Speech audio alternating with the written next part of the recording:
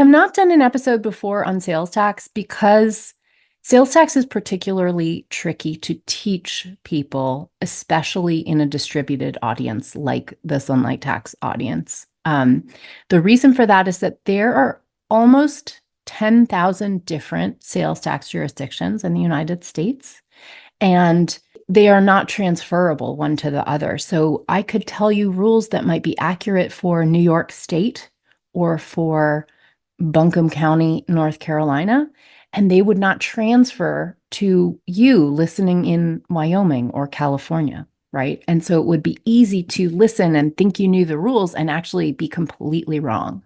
So this is why it's really not possible to teach anything very specific when it comes to sales tax, but I can teach you about the differences between sales tax and income tax.